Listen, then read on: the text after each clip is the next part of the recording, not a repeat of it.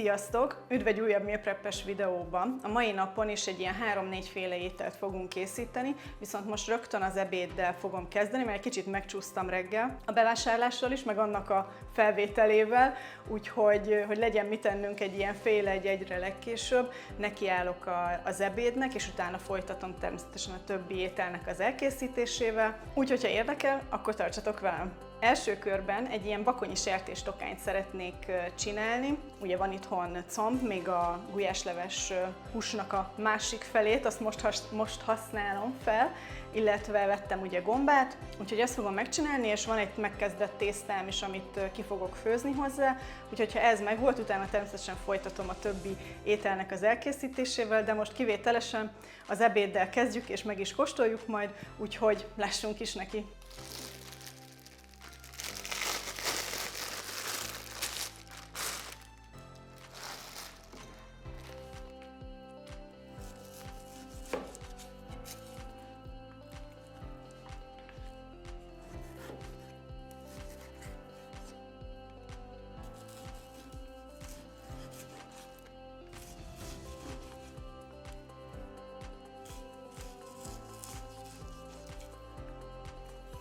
Most elkezdtem csikokra vágni, de mivel egy nagyon picit még fagyos a belseje, ezért tudok ilyen szép szeleteket is vágni, amit még egy picit majd azért itt a zsírosabb darabkát leszedem, de lehet, hogy végül szeleteket fogok inkább kisütni, mint hogy most itt csikozzak.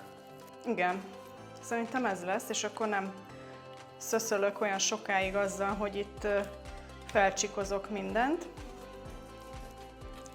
Szuper! Bele is rakom ide. Ugye ezt fogjuk enni holnap is, ezzel már így készülök is, és a többi ételt meg ugye a hét másik napján. Lehet, hogy majd lesz olyan, amiből fagyasztok le egy-egy adagot, majd meglátom, ahogyan elkészültem és kiporcióztam őket, úgyhogy ez azért elég sok húsi.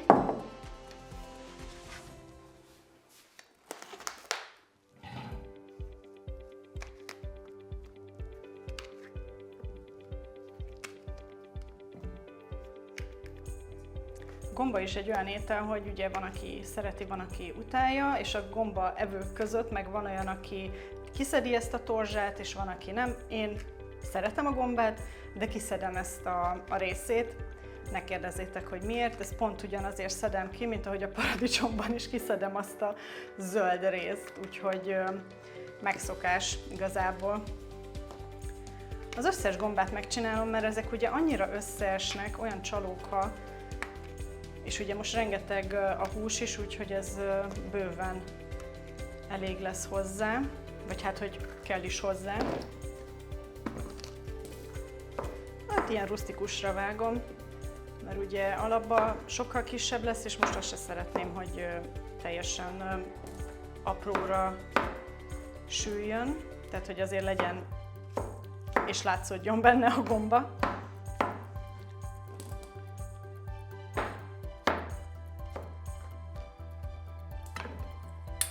Szuper, ez is megvan.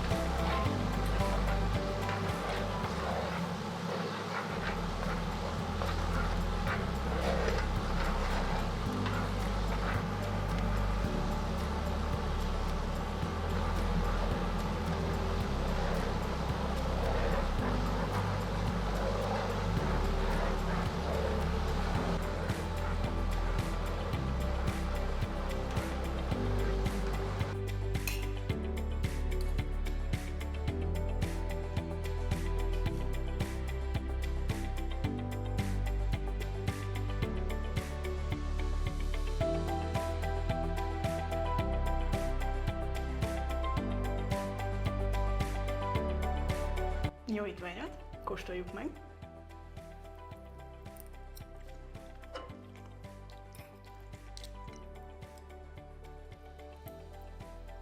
Nagyon finom lett. Már nagyon régen csináltam ilyen gombás, tokányszerű akármit is, úgyhogy ez most nagyon jól esik, meg így legalább elhasználtam a megkezdett tésztánkat is. Amint megebédeltünk, folytatom is a meal preppel. Mielőtt nekiállok a többi ételnek, kiporciózom már most a maradék bakonyit, ugye maradt tészta, maradt hús, meg maradt szósz is, amit holnap fogunk megenni.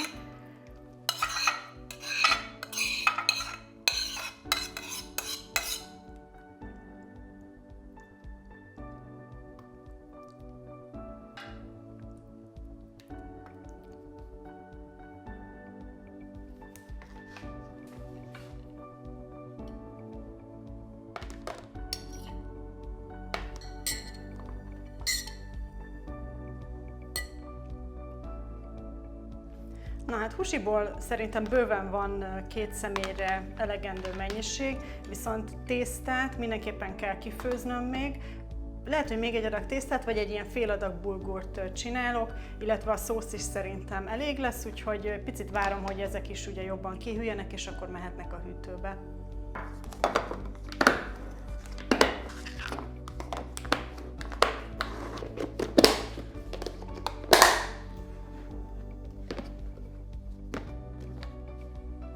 Na hát akkor folytassuk a meal preppel, és a következő 3 étel, amit csinálni fogunk, az egyszer egy ilyen pestós cukkinis csirkemell lesz. Ahhoz is a köretet majd csak a következő napokban fogom kifőzni, ez lehet akár tészta, lehet rizs, bulgur, bármi lehet hozzá, mint köret. Fogok csinálni egy zellerkrémlevest, illetve lesz majd egy csilisbab, úgyhogy minden alapanyagot most felvágok ehhez, hogy utána oda tudjak vonulni a főzőlaphoz, úgyhogy most ez fog következni. Nem biztos, hogy az összes cukkinit fel fogom használni, mert most ez egész szép nagy darabokat lehetett venni a Lidl-ben, úgyhogy először csak kb. A felét.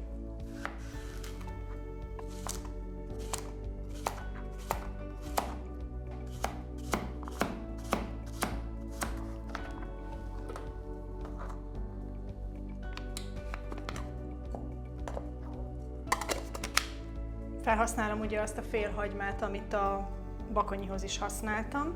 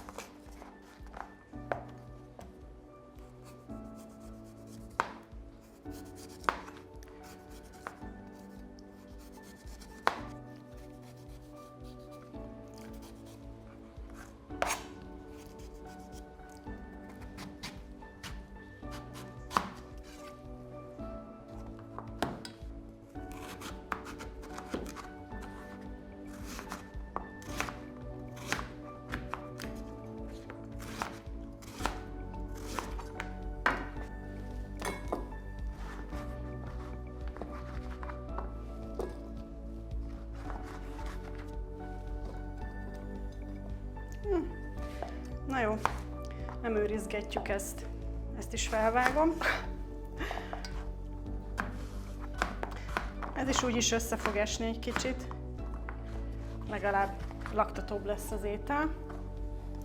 Mert ez a cukkini is, meg a csilisbab is, ugye mindenképpen azt szeretném, hogy 2-szer legalább tudjunk enni belőle, tehát egy 4 adagnak jó lenne, tehát hogyha egy 4 adag kijönne belőle.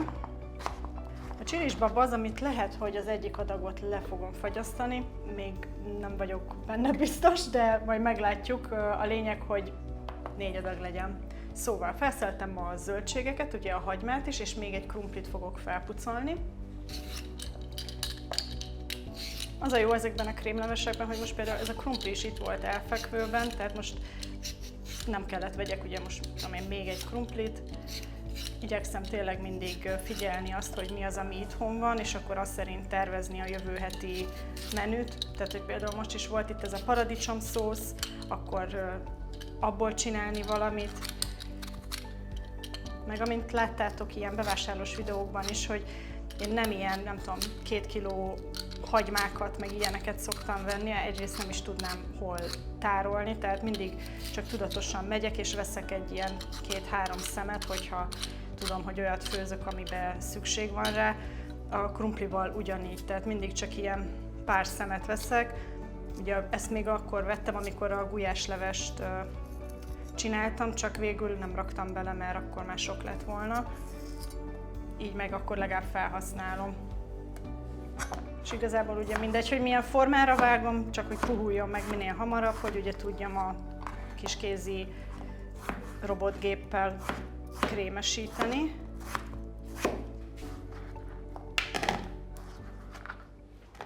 Szuper! És akkor már csak amit fel kell vágni, az a csirkemell, és utána mehetünk is a főzőlaphoz.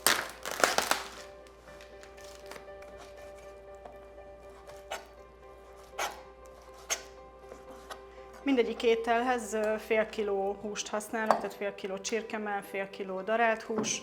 Ez a darált húsi, amit majd a csilisbabhoz használok, ez ugye ilyen sertés és marha keverék, én ezt szeretem a legjobban, de szerintem ezt már sokszor mondtam, úgyhogy ez fog belekerülni.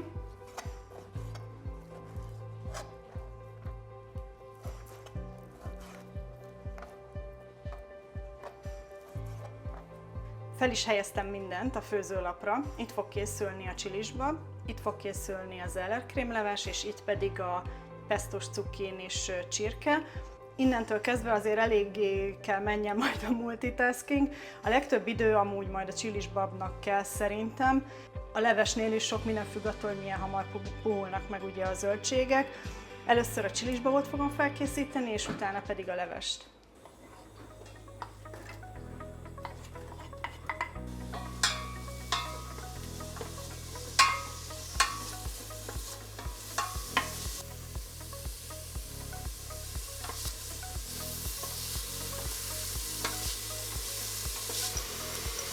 Na hát és nem hiába csilisbab a csilisbab, kerül bele csili. Én bazsalikommal szoktam ízesíteni, illetve hát sóbors.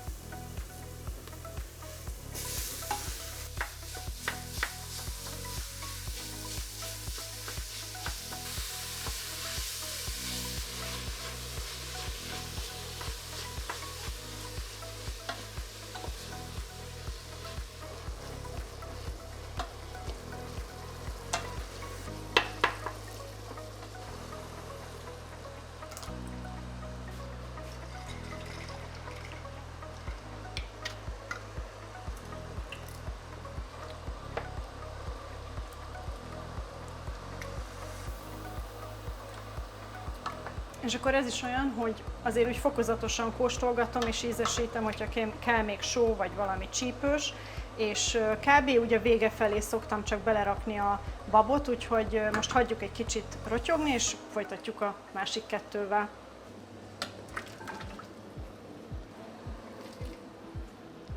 Mivel most az ellerkrémleveshez nem raktam répát, meg úgy nagyon mást, ezért most rakok bele 2 ilyen leveskockát. Ez amúgy kb. 2 liter víz, azt hiszem kb. Annyit raktam bele, azt mutatta az oldalán a csík.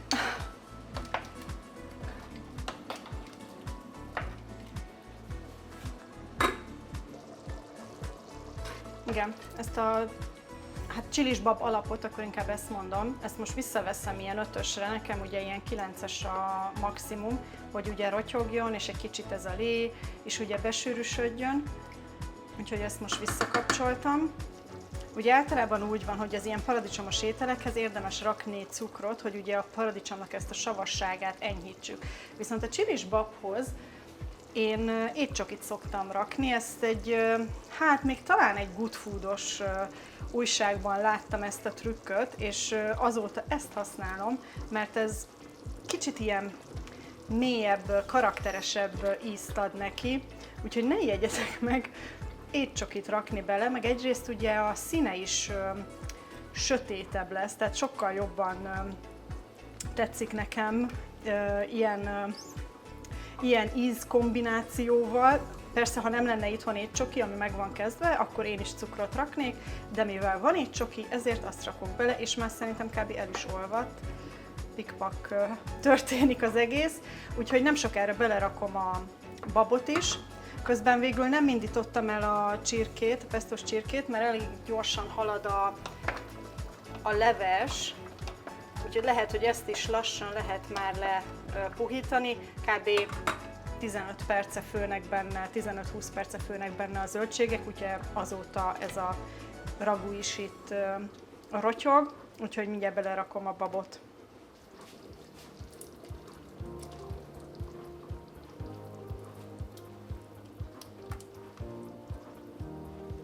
Hát lehet, hogy elbírt volna még egy konzervbabot, de csak egyet vettem, nem baj, így is jó lesz. Na majd legalább legközelebb ezt tudom, vagy hát meg kell jegyezzem. Igen, szerintem az zavart meg, hogy sokszor van, hogy úgy csinálom, hogy egy konzerv kukoricát is rakok hozzá, és akkor egy konzerv kukorica, egy konzerv bab, de most csak egy konzervbabot vettem, és kukoricám sincs itthon, de nem baj, így is jó lesz. Nem szoktam ilyenkor azért pánikba esni, a lényeg a végén az az, hogy jó íze legyen.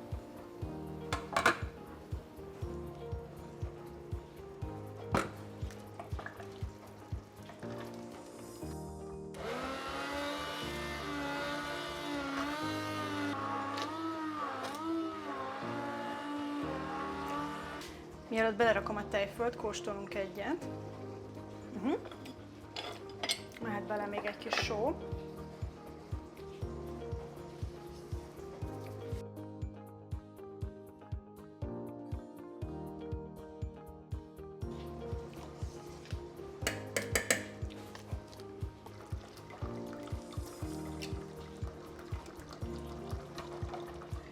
Na hát nagyon szép kis állaga van, meg nagyon jó íze van. Ez egy jó nagy adag leves, de nem baj, mert egész héten, vagy hát nem egész héten, de szerintem egy 3 napig biztos tudjuk enni. De pont így akartam, hogy ezek mellé, a főételek mellé, hogyha csak 2 merőkanálnyit is, de legalább egy kis levest eszünk, úgyhogy ez így pont tökéletes. Most egy picit azért ezt is várom, hogy hűljön, és csak utána kezdem el kiporciózni.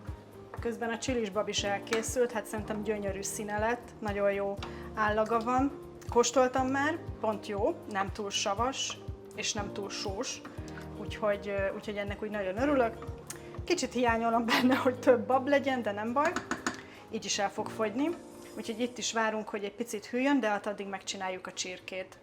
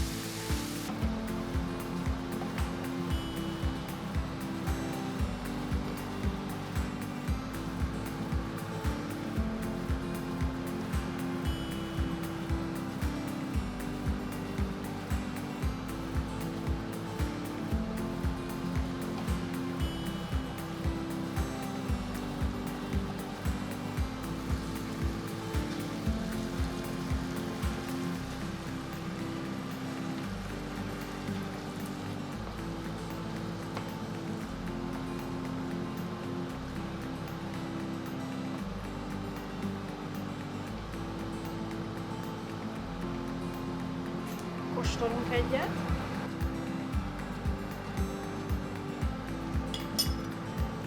Nagyon jó.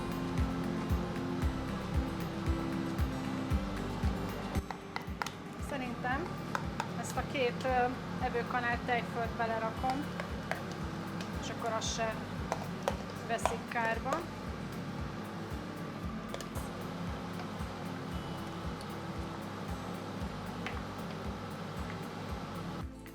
Na, hát és ezzel el is készültem, úgyhogy most ezt is várom egy kicsit, hogy hűljön, és utána porciózunk.